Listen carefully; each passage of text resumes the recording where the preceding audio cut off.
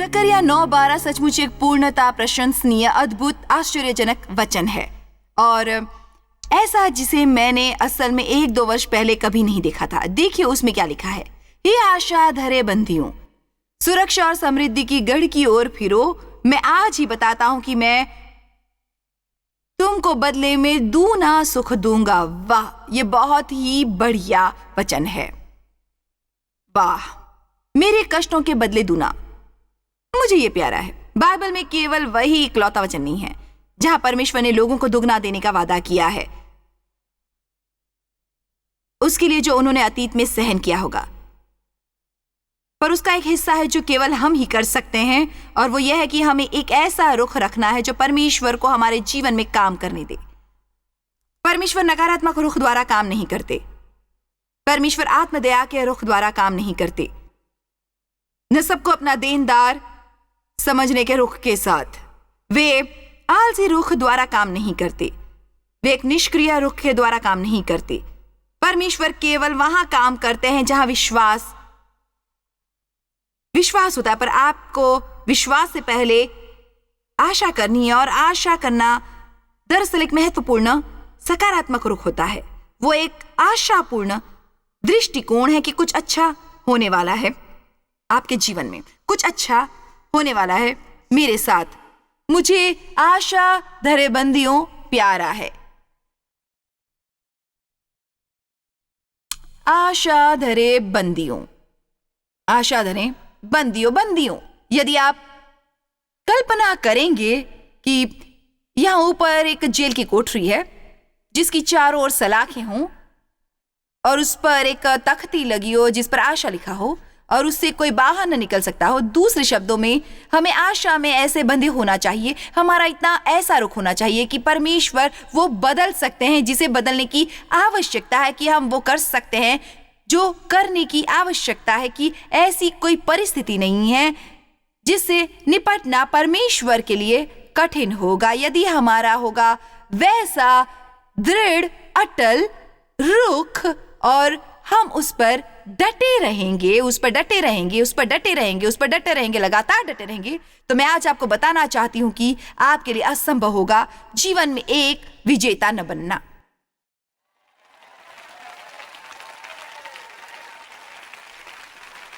जब यीशु हमें बचाने के लिए मरे, वे हमारे सभी हिस्सों को बचाना चाहते थे ताकि हमें पूर्ण बना सकें। आपके रुख का बचाया जाना आवश्यक है। परमेश्वर ने एक बार मुझे कहा, अब तुम्हारे मुंह को बचाए जाने का समय है। देखिए, बहुत से लोग होते हैं जो बम्पर स्टिकर लगाते हैं, पर यदि आप उनकी बात सुनेंगे तो जान नहीं पाएंगे कि उन्हें मोक्ष मिला है। बहुत से अपने रुख को बचाने की जरूरत महसूस करते हैं, क्योंकि जब भी कुछ वैसा नहीं होता जैसे आप चाहते हैं तो उनकी पहली प्रतिक्रिया रुख बिगड़ना होता है। मैं भी उन लोगों में से एक हुआ करती थी। मुझे अच्छी तरह पता है कि क्या होता है।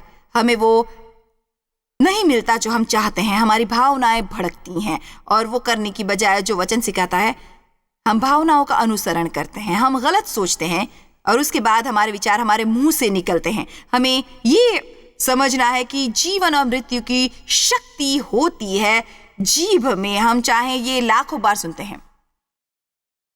जीवन और मृत्यु की शक्ति जीभ में होती है। शब्दों में शक्ति भरी होती है और उनमें सृजनात्मक या विनाशक शक्ति हो सकती है। मैं कह सकती हूं मेरे साथ कुछ अच्छा होने वाला है, या मैं कह सकती हूं मेरे साथ कभी कुछ अच्छा नहीं होता और मुझे वही मिलने की संभावना होती है जो मैं कहती हूं। मैं या तो परमेश्वर को अपने जीवन में काम करने का अधिकार देती हूं या मैं शत्रु को अधिकार देती हूं अपने जीवन में काम करने का। आमीन। सच यह है कि परमेश्वर ने मेरे दिल में एक दिलचस्प बात डाली है। हम सभी को निराशाएं होती रहती हैं। हम सभी की इच्छाएं होती हैं जिनकी पूरी होने के लिए हम विश्वास करते हैं। हम उसकी आशा करते हैं, पर फिर हम कोई समाचार सुनते हैं जिससे अनुभव होता है कि वैसा होने वाला नहीं है। पर मुझे विश्वास है बहुत बार वो शैतान की ओर से चारे की तरह होती हैं। उसकी कोशिश होती है कि हम अपना विश्वास और आशा त्याग दे और परमेश्वर पर विश्वास करना छोड़ दे। उसके बाद वो उस प्रक्रिया को रोकता है जो परमेश्वर करने की कोशिश कर रहे होते हैं। मुझे सचमुच विश्वास है कि बहुत बार आरंभिक निराशा के बाद ऐसा होता है। मैं चाहती हूं कि आप ये सुने, क्योंकि मुझे सचमुच अनुभव हो रहा है कि परमेश्वर ने आज मुझे ये दिया है कि हम जो कहते हैं वो पहली बात जो हमारे मुंह से निकलती है जब हम निराश होते हैं, मेरे विचार से वो कई बार वो तय करता है कि आगे क्या होने वाला है। उस मामले में मुझे विश्वास है कि सबसे उत्तम कामों में से एक जो हम कर सकते हैं वो है अपने को बोलने से पहले सोचने के लिए अनुशासित करना, और जब हमें वैसे न मिले जैसे हम चाहते हो तो कुछ नकारात्मक बातें कहने की बजाय, जिसके साथ केवल शैतान काम कर सकता है, हमें ये कहना चाहिए, परमेश्वर मैं आपकी स्तुति करता हूँ और मुझे विश्वास है कि आप इस पर काम कर रहे हैं और ये सुलझ जाएगा, चाहे मुझे बिल्कुल वैसे प्राप्त ना हो जैसे मैं चाहता हूँ, तब आप उससे कुछ बेहतर करेंगे। पर मेरी आशा और विश्वास आप में है। मैं आशा करती हूँ परमेश्वर में नकारात्मक नहीं बन सकता। इसके बारे में सोचिए, यदि आप आशा धरे बंदी हैं तब आप नकारात्मक नहीं हो सकते। वह आपके लिए असंभव है, क्योंकि आप आशा की जेल से निकल नहीं सकते जिसमें आप हैं। ताकि नकारात्मक बन सकें, आपका अपने पर वश नहीं होता। आपको विश्वास करना होता है कि कुछ अच्छा होने वाला है। आशा करती हूं कि यह संदेश आपके लिए बहुत मददगार होगा। विश्वासियों के तौर पर यह बहुत महत्वपूर्ण है कि हम मसीह में आशा बनाए रखें। आशा ही हमें अपने जीवन का आनंद उठाने देती है, चाहे हमारे आसपास जो भी हो रहा हो। जिंज आशा के इस महत्वपूर्ण विषय पर बात करने के लिए आज हमारे साथ हैं। तो जिंज, आशा प्रशंसनीय है, ठीक? पता है, वो बहुत सी चीजों में से एक है। आशा, शांति, प्रेम, जिनके बगैर हम सचमुच नहीं रह सकते। उसके बगैर हमारा जीवन वैसा नहीं होता जैसा परमेश्वर चाहते हैं। इसलिए ऐसी बहुत सी परिस्थितियां हैं जो हमारी आशा चुरा लेती हैं। इसलिए ज्यादातर लोग ये सवाल करते हैं कि आशा है क्या, वो हमें कहाँ मिलेगी, मैं कैसे ये प्राप्त करने में कठिन चीज पाकर उसे बनाए रखूं। आशा एक अपेक्षा होती है कि हमारे साथ कुछ अच्छा होने वाला है। मुझे ये प्यारा है। वो एक सकारात्मक अपेक्षा है कि कुछ अच्छा होने वाला है, कुछ बढ़िया की, जी हाँ, कुछ अच्छे की अपेक्षा करना। पर हम उद्देश्य पूर्वक कोई आशा कर सकते हैं। हमें वैसा महसूस करने की प्रतीक्षा नहीं करनी, ना कोई सबूत देखने की जरूरत है कि वो होने वाला है। पता है, हम विश्वास से आशा करते हैं, और ये बाइबल में लिखा है कि हमें परमेश्वर से आशा करनी चाहिए। वो कभी हमें ये नहीं कहती कि हमें लोगों से आशा करनी, या दुनिया से, या दुनिया की व्यवस्था से, या अपने आप पर भी, क्योंकि जब हम ऐसा करते हैं बहुत निराश होते हैं।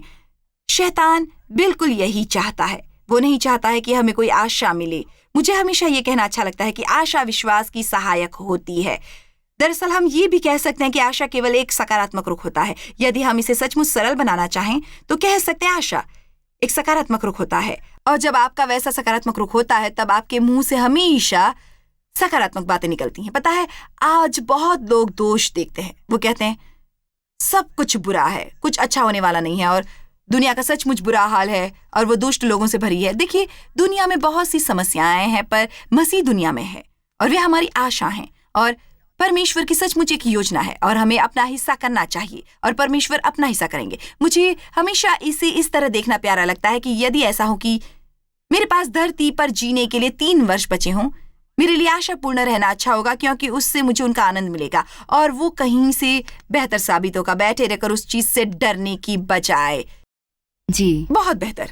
चलिए कुछ व्यवहारिक चीजों के बारे में बात करते हैं जो हम अपने जीवनों में आशा को बढ़ाने के लिए कर सकते हैं, क्योंकि जब हम ऐसी परिस्थिति में होते हैं जहां सब कुछ सचमुच बाहर से निराशाजनक लगता है, जब हमें समझ नहीं आता कि कोई चीज कैसे बदलेगी, क्या हमें निर्भर रहना है उस भावना पर? क्या आशा एक भावना है? नहीं, दरअसल आशा एक निर्णय है। वो इस बारे में निर्णय होता है कि आप कैसा रुख रखेंगे, जो बाद में परमेश्वर को आपके जीवन में काम करने की अनुमति देगा। ये महत्वपूर्ण है सचमुच। आशा एक रुख है जो आप चुनते हो, जो कोई भावना नहीं होती, बल्कि एक रुख होता है जो आप चुनते हो। वो सोचने का एक तरीका होता है, और हम अपने विचार चुन सकते हैं। वो एक बात करने का तरीका है। हम अपने शब्दों को चुन सकते हैं। जब हम आशापूर्ण और सकारात्मक होते हैं, या हम विश्वास द्वारा चलते हैं, या परमेश्वर पर विश्वास करते हैं, ये सभी शब्दों एक दूसरे से संबंधित होते हैं, तब यही परमेश्वर के आपके जीवन में काम करने के लिए द्वार खोलते हैं। इसलिए यदि आपकी परिस्थितियां बुरी हों और आप निराश हों, जी बिल्कुल, तब वो द्वार बंद होता है। परमेश्वर के काम करने की संभावना नहीं होती, क्योंकि वे विश्वास द्वारा काम करते हैं। शैतान काम करता है डर, हताशा, निराशा और उदासी और वैसी ही अन्य चीजों के द्वारा, परंतु परमेश्वर काम करते हैं हमारे सकारात्मक होने और उनके कहे विश्वास करने के द्वारा। परमेश्वर में कुछ भी नकारात्मक नहीं होता। वचन में आपको ऐसा कुछ नहीं मिलता जो निराशापूर्ण या व्यर्थ लगेगा। आप जीवन में आशीष पा सकते हैं उस तरह से काम करके जैसे परमेश्वर आपसे चाहते हैं। आप बहाल हो सकते हैं, आपका बचाव हो सकता है, आप स्वस्थ हो सकते हैं। इस तरह से बाइबल हमें कभी फंसा नहीं छोड़ती हमारी समस्याओं में, परंतु हमारा आशा करना जरूरी है। तो भी, और ये शायद थोड़ा दिलचस्प लगेगा, पर मेरा मानना है कि ऐसे बहुत से लोग विश्वास करने की कोशिश कर रहे हैं जो आशा रहित हैं। दूसरे शब्दों में वे स्वयं को विश्वासी बुलाते हैं और परमेश्वर पर विश्वास करते हैं, पर उनका होता है एक बहुत नकारात्मक, और दोनों में मेल नहीं होता है। देखो, सच है कि तब उन्हें बिल्कुल आशा नहीं होती। बिल्कुल, आप बिल्कुल विश्वास नहीं कर सकते यदि आपको आशा ना हो, क्योंकि आशा कुछ ऐसे होती है जैसे यदि विश्वास एक स्विमिंग पूल हो, आशा उसमें कूदने वाली तख्ती के जैसी होती है। आपके लिए आशा होना जरूरी होता है। आप विश्वास कैसे कर सकते हैं यदि आप में न हो बुनियादी सकारात्मक अपेक्षा जो आपको सबसे पहले परमेश्वर पर विश्वास करने के लिए प्रोत्साहित करेगी। विश्वास इसका सबूत है कि आपके साथ ऐसा कुछ होने वाला है जो आपने नहीं सोचा होगा। सो पता है मैं क्या कहती हूँ? आपकी क्या हानि हो जाएगी? आपकी क्या हानि हो जाएगी? आप और क्या करेंगे? क्या बैठे रहकर हर वक्त दुखी होते रहेंगे? मेरे साथ कभी कुछ अच्छा नहीं होगा और मेरा जीवन घटिया होगा, ये होगा, वो होगा, कोई मुझसे प्रेम नहीं करता और सभी मेरे पीछे पड़े हैं और दुनिया बुरे हाल में है। सच कहूँ, मुझसे सहन नहीं होता, मैं ऐसे हुआ नहीं देख सकती, मुझसे सहन नहीं होता। तो आरंभ करने का स्थान, यदि आप आशा करने का चुनाव करने वाले हैं, है परमेश्वर का वचन। ठीक, हाँ। यदि मैं ये निर्णय लेने वाली हूँ और मैं विश्वास करने वाली हूँ कि परमेश्वर ने जो उनका वचन कहता है वो सच है। यहाँ पर कुछ वचन पढ़ते हैं और धीरज से चरित्र की परिपक्वता विकसित होती है। तो परमेश्वर क्यों हमें उससे अधिक समय कष्ट भोगने देते हैं जितना हम चाहते हैं? क्योंकि वही हमारी मदद करता है परिपक्व और बड़े होने में। वो बढ़ाता है स्वीकार्य विश्वास, आजमाई नैतिकता और इस प्रकार के चरित्र से चिरस्थायी मोक्ष की आनंदमय और निश्चित मोक्ष की आशा उत्पन्न होती है। इसे सरल शब्दों में ऐसे कहेंगे कि एक परिपक्व मसीही को हमेशा आशा होती है, क्योंकि वो मार्गदर्शक नहीं लेता अपनी भावनाओं और उनकी परिस्थितियों से। जब हम परमेश्वर के साथ अपनी चाल में कम परिपक्व होते हैं तब हम हर चीज का सबूत मांगते हैं उस पर विश्वास करने से पहले, और हम अधिकतर जीते हैं अपनी इच्छाओं और भावनाओं के द्वारा। सो हम कष्ट सहन करते हैं। हम परमेश्वर की वफादारी देखते हैं जब वे हमें बचाते हैं, एक दो बार नहीं, कई कई बार। जब भी आप कष्ट सहन करते हैं और परमेश्वर की वफादारी देखते हैं, ये आपको थोड़ा अधिक आत्मविश्वास देता है अगली बार के लिए, और उसके बाद शीघ्र ही आप उस स्थिति पर पहुंचते हैं जहां जब आपको कोई कष्ट, परीक्षा या विपदा होती है तो वो आपसे तुरंत दूर जाती है, क्योंकि आपने पहले ही परमेश्वर को इतनी बार काम करते देखा होता है कि आपको पता होता है कि वो मदद करेंगे। मैं मानो सुन सकती हूँ किसी दर्शक को इस वक्त ये सोचते, आपके लिए ये कहना आसान है पर मुझे कभी वैसी उपलब्धि नहीं मिली है। तब वे आप ही हैं जिसे ये कहना चाहिए। मैं आशा करने वाला हूं कि मेरा जीवन बदल जाएगा, क्योंकि जब तक आप नकारात्मक रुख रखेंगे आप एक जाल में रहेंगे, आप वहीं रहेंगे जहां शैतान चाहता है। अफसोस कि परमेश्वर के लिए आपके जीवन में काम करना कठिन होगा, क्योंकि आप उन्हें खुला द्वार नहीं देते, उन्हें वैसा कुछ देकर जिस पर वे काम कर सके। आप आरंभ क्यों नहीं करते रोज बिस्तर से उठकर वो कहना, आज मेरे साथ कुछ अच्छा होने वाला है, मुझे ये वचन पढ़ना चाहिए प्रचार करने से पहले। इस प्रकार के चरित्र से उत्पन्न होती है आदत। मुझे ये प्यारा है कि वो आदत बन सकती है। आशा और आनंद शब्दशः आदत बन सकते हैं। आनंदमय और निश्चित आशा की आदत, और ऐसी आशा से लज्जा नहीं होती, क्योंकि पवित्र आत्मा जो हमें दिया गया है उसके द्वारा परमेश्वर का प्रेम हमारे मन में डाला गया है, हमारे मन में। तो ये इस विचार को दूर करता है कि यदि मैं बहुत अपेक्षा नहीं रखूंगी तो मुझे निराशा नहीं होगी। पर परमेश्वर का वचन इससे बिल्कुल उल्टा कहता है, उनकी आशा निराश नहीं करती। हम निराशा में जीते हैं यदि हमारा वैसा रुख होता है। आपके जीवन का हर पक्ष निराशाजनक होता है, आप अपने रुख से स्वयं को निराश करते हैं। मैंने इस सप्ताह एक कहानी सुनी थी जो सचमुच बहुत आश्चर्यजनक थी। मैंने असल में कुछ मिनट इस महिला से बात की थी, और मैं चाहती हूँ कि जिसे भी आज कोई समस्या है उसे प्रोत्साहित होना चाहिए। इससे यदि आपको लगे कि आपकी परिस्थिति में आशा नहीं की जा सकती, पर यह सुनकर आप अपनी परिस्थिति में आशा ला सकते हैं। असल में ये वो आशा है जो हमें परमेश्वर से मिलती है। एक महिला ने फोन किया था जिसे टीवी प्रोग्राम से सचमुच मदद मिली थी, और इस वक्त वो अस्पताल में है। डॉक्टर उसके केवल कुछ और महीने जीने की आशा कर रहे हैं, बशर्ते उसके साथ चमत्कार न हो, जिसके लिए हम निसंदेह उसके साथ प्रार्थना कर रहे हैं। 4 वर्ष पहले उसके पति मरे थे। उसके 3 सप्ताह बाद उसका बेटा कई मधुमक्खियों के डंक मारे जाने से मर गया था। कुछ सप्ताह पहले उसके दूसरे बेटे को छुरा भोंक कर मारा गया किसी तरह के झगड़े के दौरान, और अब वो अस्पताल में है। उसने कहा, मैं गंभीरता से आत्महत्या करने के बारे में सोच रही थी। जब मैंने अचानक आपका प्रोग्राम देखा, मुझे ये प्यारा लगा। जब मैंने अचानक, ऐसा है मानो परमेश्वर कई बार लोगों का मार्गदर्शन करते हैं और वे उसे समझ नहीं पाते। उसने पहले क्यों कभी प्रोग्राम नहीं देखा? उसे ऐसा कुछ चाहिए था जो उसे आशा देता, ये आशा कि उसकी परिस्थिति अभी भी बदल सकती है। सबसे निराशाजनक परिस्थितियों में से एक भी जिसके बारे में हम सोच सकते हैं, ये कितनी विनाशकारी है। यदि अब उसका इस लोक में जाने का समय भी हो, तब मैंने उससे बात की, तब उसका एक सकारात्मक रुख था। उसने कहा, जॉयस, सच कहूं, यदि मैं जीवित रहूं तो बढ़िया होगा, और न रहूं तो मैं परमेश्वर की उपस्थिति में रहूंगी। और ऐसे उसने वो आशा पाई परमेश्वर के वचन में। मैं सचमुच नहीं मानती कि यदि लोग सचमुच वचन का अध्ययन करते हैं, और मैं प्रतिदिन एक कर्तव्य समझकर कुछ वचन पढ़ने की बात नहीं कर रही, पर यदि आप सचमुच वचन का अध्ययन करते हैं, तब आपके लिए निराश रहना बहुत कठिन होगा। जी, वो चमत्कारी होता है, और हम सचमुच देखते हैं लोगों को बहुत निराशाजनक परिस्थितियों में मसीह में वो आशा धरते हुए, जो आश्चर्यजनक लगती है जब हम देखते हैं उनके चेहरों पर मुस्कुराहट होती है। दूसरे लोगों के लिए बढ़िया गवाही होती है, वो असाधारण गवाही होती है। ये सारी दुनिया में देखा जा सकता है। आप और मैं सारी दुनिया में यात्रा करते हैं, आप दल के अन्य बहुत से लोगों के साथ। हम ऐसी परिस्थितियां देखते हैं कि हम सोचते हैं, हे प्रभु, मुझे बिल्कुल कोई समस्या नहीं है। बिल्कुल। जब मैंने इस महिला की कहानी सुनी तो सोचा, हे प्रभु, हमें कोई समस्या नहीं है। इसलिए मैं सबको आशावान रहने के लिए प्रोत्साहित करती हूँ। आपको महसूस करने की प्रतीक्षा नहीं करनी, आपको किसी परिस्थिति को आशा दिलवाने की प्रतीक्षा नहीं करनी। परमेश्वर के साथ अपनी चाल और उनके वचन के बारे में मुझे ये प्यारा है कि मैं चुनाव कर सकती हूँ प्रसन्न रहने का। हम शांतिपूर्ण रहने का भी चुनाव कर सकते हैं। हमारी परिस्थितियों, हमारी भावनाओं को हमें हुक्म नहीं देना चाहिए कि हमारा दिन किस तरह का होना चाहिए। इसलिए देखते रहिए, हम इस ब्रेक के बाद तुरंत लौटेंगे। स्वागत है। आज हम मसीह धर्म के सबसे शक्तिशाली पहलुओं में से एक पर बात कर रहे हैं, और वो है आशा। प्रतिवर्ष अपनी महिलाओं की कॉन्फ्रेंस में हम ऐसे कुछ लोगों को ढूंढते हैं जो दूसरों को आशा दिलाते हैं और उनके सपने सच करने में मदद करते हैं उस प्रयास में। कई बार जब लोग दूसरों को आशा देने की कोशिश करते हैं, हम उन्हें आशा देनी होती है कि वो असल में वैसा कर सकते हैं। आइए इन 2 कहानियों पर नजर डालते हैं। उनसे केवल बात करो, अपना दिल उनके सामने खोल दो। 2005 में स्कॉट और मैंने जेल की सेवकाई आरंभ की, और मैंने इन महिलाओं को देखना आरंभ किया।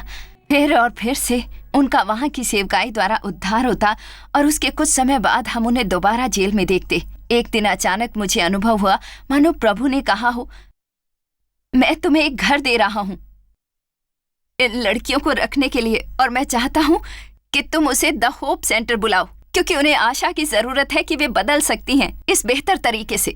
द होप सेंटर ऐसी महिलाओं के लिए विश्वास पर आधारित पुनर्वासन का प्रोग्राम है जो जीवन में बड़े बदलाव के लिए तैयार हैं। 2007 में सू और उसके पति स्कॉट ने अपने घर और अपने दिलों के द्वार खोले थे होप की पहली महिला के लिए, क्योंकि जेल के बाद उसके पास रहने का कोई ठिकाना नहीं था। मुझे परमेश्वर के बारे में बहुत सिखाया गया है, बहुत सी सामान्य बातें, जैसे वे कितने भले हैं, कितना अनुग्रह करते हैं, कितने दया करते हैं, तब भी जब हम उसके योग्य नहीं होते। और मैंने ये सीखा है कि एक परिवार कैसे काम करता है। द होप सेंटर प्रत्येक महिला के मसीह के साथ व्यक्तिगत संबंध को सशक्त करने पर विशेष ध्यान देता है। उन्हें वो घाव और दर्द चंगा करने देता है जिसके साथ वे वर्षों से जी रही होती हैं। ये प्रोग्राम इतना सफल हुआ कि क्लाइंट्स परिवार के पास जगह कम पड़ गई और लड़कियों को जेल में ही प्रतीक्षा करनी पड़ी।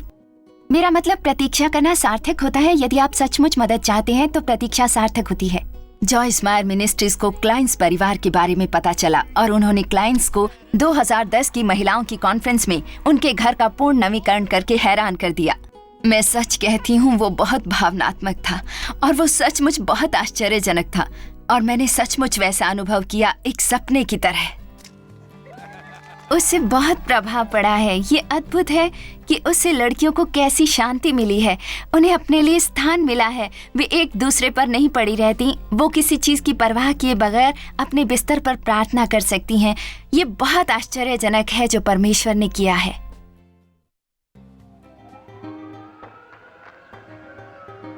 मुझे याद है वहां बैठना और मुझसे और सहन नहीं हो पा रहा था और मैं अपने हाथों में चेहरा छिपाए बैठी थी।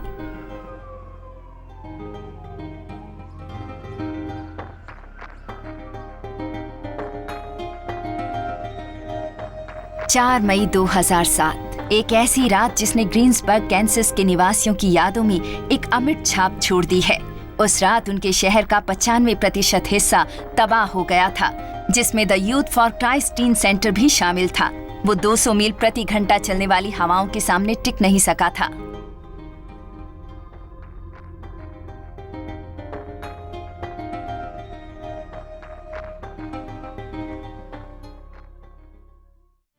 मैंने किशोरों को कहा कि टोनी और मैं कहीं जाने वाले नहीं हैं और हम किसी न किसी तरीके टीन सेंटर का फिर से निर्माण करेंगे। और मैं नहीं जानती थी कि मैं क्या कह रही थी। इस तरह संप्रदाय के अंदर और बाहर से प्राप्त होने वाली पैसों और समय के बड़े दान से पुनर्निर्माण की प्रक्रिया आरंभ हुई। इस पुनर्निर्माण की प्रक्रिया के दौरान जॉयस मायर मिनिस्ट्रीज को किशोर दल की जरूरतों के बारे में पता चला और उन्होंने डेबोर से अपनी कहानी बताने को कहा। हमारी वार्षिक महिलाओं की कॉन्फ्रेंस में वो नहीं जानती थी कि कुछ बड़ी जरूरतें पूरी होने वाली थीं। हमारे यहाँ नियमित रूप से बुधवार रात को 55 से 65 विद्यार्थी आते थे, जिन्हें हम नियमित रूप से मसीह का शुभ संदेश बताते थे, और वो इमारत बर्बाद हो गई थी।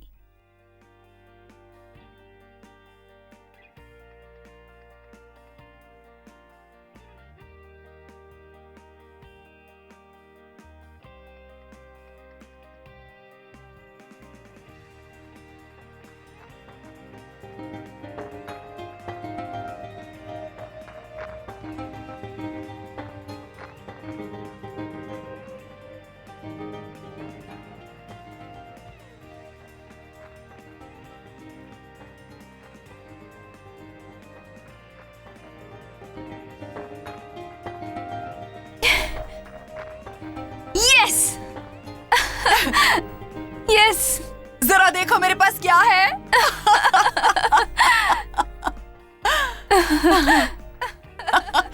देखो यीशु तुम्हें वो सब कुछ देना चाहते हैं जो शैतान ने कभी तुमसे छीन लिया था। अब तुम आजाद हो, जाओ। आमीन आमीन। अब मैं तुमसे कुछ कहना चाहूंगी। जरा देखो यीशु ने तुम्हारे लिए क्या किया है, कितनी आशीषें बरसाई हैं। कभी मैंने और देव ने इसी तरह की वैन से शुरुआत की थी। खुश रहो। वो उससे हमें सचमुच बहुत मदद मिली। और पता है, जो साधन आपने हमें दिए हैं वे हमारी सेवकाई के लिए बहुत आसान कर रहे हैं। यीशु के लिए इन बच्चों तक पहुंचना, आशा का इस तरह फैलना बहुत प्यारा होता है। जब एक व्यक्ति को आशा होती है तो वो उसे दूसरे की तरफ फैलाना चाहता है। कॉन्फ्रेंस में हम जो ऐसे काम करते हैं, मेरे विचार से भी असल में वो भी अपने आप में सिखाने के साधन होते हैं, दूसरों को ये सिखाने के लिए कि उन्हें भी शामिल होना चाहिए उनकी मदद करने में, जो असल में दूसरे लोगों की मदद करने की कोशिश करते हैं। प्रभु ने एक बार मुझे ये दिखाया कि बहुत से लोग हैं जिनकी ऐसी सेवकाई हैं जहां उनकी सेवकाई से जुड़े लोग भी वो करने के लिए उनकी आर्थिक मदद नहीं कर सकते। सो उन्होंने मेरे दिल में डाला कि हमारी जैसी सेवकाइयों को वैसे लोगों की मदद करनी चाहिए। इसलिए हम इस कारण इस तरह से काम करते हैं, क्योंकि ये ऐसे लोग हैं जो किसी की मदद करने की कोशिश कर रहे हैं और हमें दुनिया में वैसे लोगों की जरूरत है। हमें ऐसे लोगों की जरूरत है जो दूसरों की मदद कर रहे हो। जब भी परमेश्वर हमारे दिल में मदद के लिए कुछ डाले, और उसमें सचमुच बहुत मजा आता है। सचमुच मजा आता उसका हिस्सा होना बढ़िया होता है। लोगों के चेहरे को रोशन होते और उनके आंसू बहते देखना, जब उन्हें समझ आता है कि परमेश्वर उनके लिए क्या कर रहे हैं। महिलाओं की कॉन्फ्रेंस में सचमुच बढ़िया समय बंधता है ना। जी हाँ, और ये कुछ पर्दे के पीछे होने वाली बातें हैं जो तब होती हैं जब आप महिलाओं की कॉन्फ्रेंस में होते हैं, पर जब आप टीवी पर देखते हैं आप वो सब नहीं देख पाते। इसलिए हम आशा करते हैं कि आप सब आएं ताकि हमारे साथ आप भी बहुत आनंद लें, विशेष रूप से 30वीं सालगिरह के लिए। और हम मदद करने पर विशेष ध्यान दे रहे हैं। हम आशा की उस चिंगारी को फैलते देखना चाहते हैं उन सभी महिलाओं के द्वारा। मैं दरअसल ये चाहती हूँ कि आप वो दिन अलग रखें, वो गुरुवार की रात, शुक्रवार का पूरा दिन, शनिवार की सुबह और दोपहर अपने जीवन में से वो समय निकालें और उसे अर्पित करें परमेश्वर के साथ विशेष समय के लिए, अपने मित्रों के साथ विशेष समय के लिए। आप शायद किसी को लाना चाहते हैं, परंतु अकेले आते हुए भी न डरें यदि आपको अकेले आना पड़े। इसका उद्देश्य यह है कि आप परमेश्वर के साथ समय बिताएं और उन्हें आपको नई खुराक देनी दें, आशा की, ताकि आप यहाँ से जाएं तो दुनिया में वैसे प्रतिनिधि बने जैसी आपको आवश्यकता है। पता है, बाइबल के अनुसार हम प्रकाश हैं अंधियारे स्थानों का। मैं कहती हूँ हमें बल्ब से धूल झाड़ कर दोबारा लैंप जलाने चाहिए, क्योंकि मैं नहीं सोचती कि दुनिया में जाकर ये देखना कठिन है कि कौन विश्वासी है कौन नहीं। मेरे विचार से हमें सबसे अलग दिखना चाहिए और आनंद और आशापूर्ण रुख होना पक्के तौर पर उन तरीकों में से एक है जिनमें ये हो सकता है। जी हाँ, परंतु हमेशा इतना आसान नहीं होता। ये जानना दरअसल हम मसीहियों के लिए बहुत आसान होता है। दुनिया और परिस्थितियों के बोझ को अपने को हताश करने देना और हमें याद कराए जाने की जरूरत है। हमें ताजगी के उन मौकों की आवश्यकता होती है, कहीं दूर जाकर वचन ग्रहण करने की और दोबारा वहाँ आशा करने की जहाँ करनी चाहिए, और जैसा आपने कहा कि उसे झाड़कर थोड़ा और चमकने देने के लिए। जी हाँ,